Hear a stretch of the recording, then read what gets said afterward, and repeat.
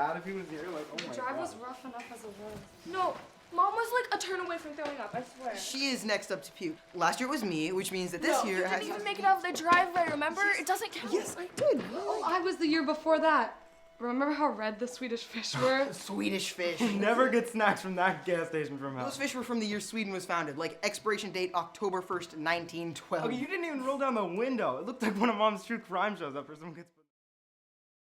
From the very beginning, cinematography really just kind of pulled me in. It felt very nostalgic in a way that I thought was phenomenal, and I love that feeling, especially with like a love story like this. I don't know, it just makes me feel very warm and fuzzy inside.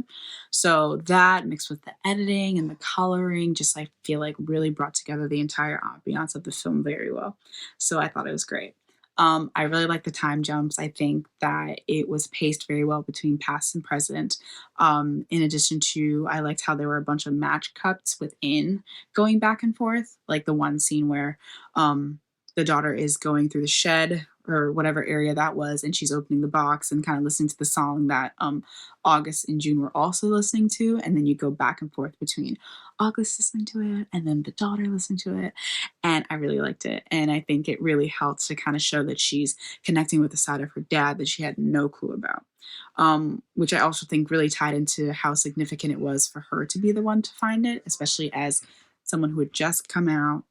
She wasn't really understanding why her dad would keep this from her in a sense. And I just think it was really beautiful how, as she found out more about them, she began to truly understand why her dad kept this for himself, like his first love, the boy who he thought he was really had this love for, that unfortunately time was the reason that they were cut short. So I think that was truly upsetting. I think it was beautiful, and I think it really helped tie it together in the end when, the daughter finally understands, and, she and her sibling and her friends or whoever they were, light the candles together. And at the end, when like Nate and August reunite in the afterlife, I thought it was just stunning. And I think it really was like a full circle, really beautiful moment. I thought it worked quite well in terms of maintaining a sense of emotional energy across the cast. I thought there was a lot of interesting explorations, obviously, of their queer identity very early at that age, but I thought the aesthetic of the time period worked very well, and I thought the performances of the leads, both the female lead and the two male leads, I thought really showed a range of emotions and a sort of a thematic idea that spread across the narrative in a way that I thought was effective, especially in a short amount of time. It sort of felt like a 20-minute version of a feature film idea. So I thought it sort of captured a lot of moments that you would expect in this type of story, but in a way that felt natural and authentic. I loved the father-daughter connection that they never even knew existed. Apart from that, I loved the lighting, the cinematography, and the color. It was also dreamy. It definitely felt like love and that coziness, that heart beating red color, and the fuzziness of memories. I loved seeing the flashbacks in this and the way the transitions were edited to combine them and show the similarities between the daughter and the father. I loved that we had August and Nick at the end finally reunited. That broke my heart.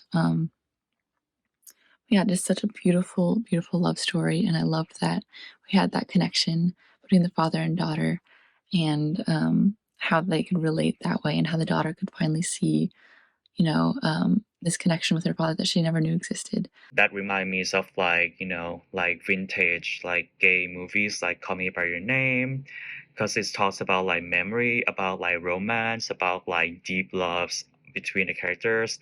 But this one opens with like the younger generations get into like a house that the dad used to live, and they run into like the boxes of like letters, and they got to see like their dads like used to have like a lover as a boy when they were younger, and when they went through it, it's just memorable. It's just kind of touching, like seeing like how they finally understand like how the dad wanted that like in their like younger age.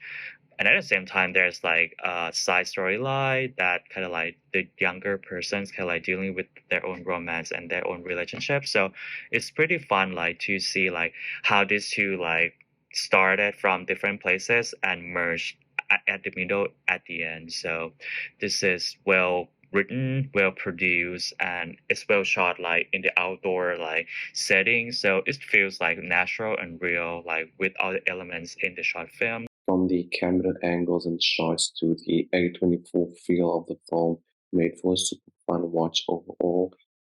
I love how the film also tackles the life issues surrounding queerness and how it allows the viewers to sort of dive into this world with these characters and watch how they fall in love with one another, yet also seem to struggle to actually accept themselves due to their surroundings and how they've been brought up in life. I thought that all the cast members carried their own weight, telling this moving story.